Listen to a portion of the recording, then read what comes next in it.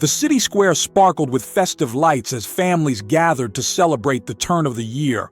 Among the laughter and cheer, Marcus, a black man dressed as Santa Claus, stood near a massive Christmas tree, handing out small gifts to children.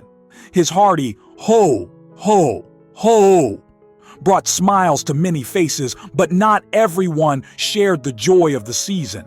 Before we dive deeper into this unexpected confrontation, tell us where you welcome 2025 and what your New Year's wish for Santa Claus was. And if stories of resilience and standing up to injustice inspire you, don't forget to like this video and hit that subscribe button for more powerful tales. Marcus had volunteered for this role at the community event, hoping to bring joy to children. But as he handed a toy to a little girl with curly blonde hair, an angry voice shattered the moment. "What are you doing near my daughter?" a man barked, his tone laced with suspicion.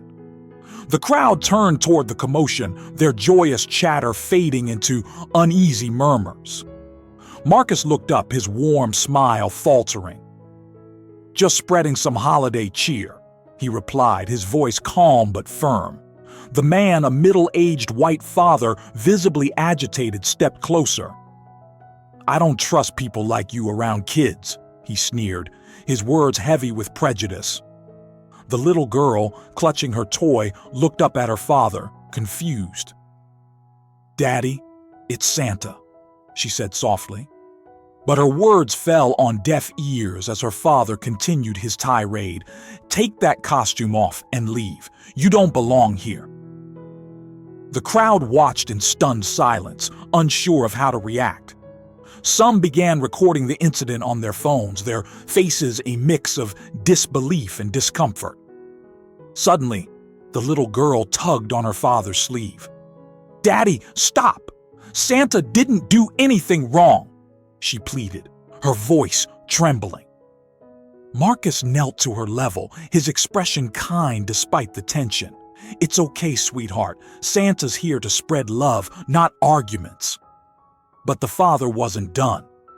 "Don't talk to her," he shouted, raising his hand as if to push Marcus back. Before he could act, a woman from the crowd stepped forward. "Enough," she said sharply. "This man is just doing his job, and your behavior is out of line. Look around. This is a community event, and we're here to celebrate, not spread hate."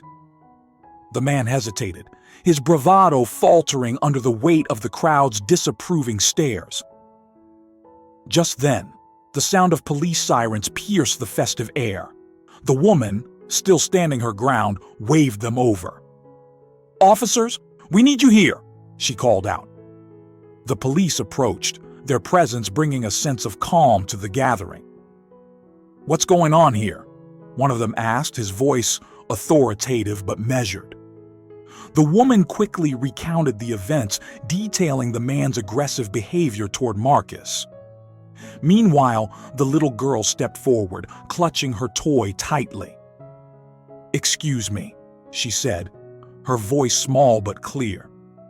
"My daddy yelled at Santa for no reason. Santa just gave me this." She held up her gift and said, "Happy New Year. That's all." The officers exchanged glances before turning to the father. "Is this true?" one of them asked. The man, suddenly deflated, stammered, I just didn't trust him, that's all."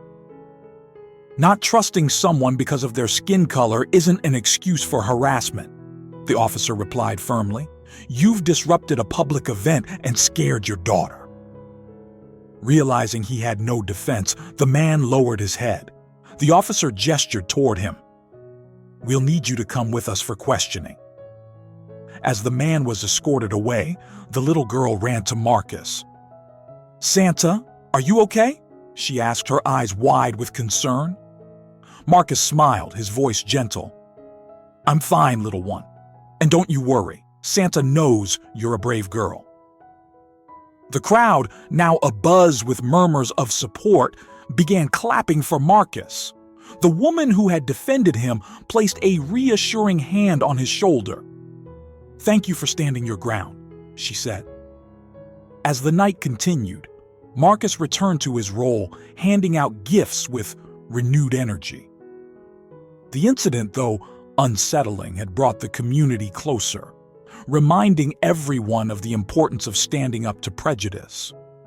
This story reminds us that courage comes in many forms, even in a red suit and a jolly laugh. What would you have done in Marcus's shoes? Let us know in the comments, and don't forget to subscribe for more inspiring tales.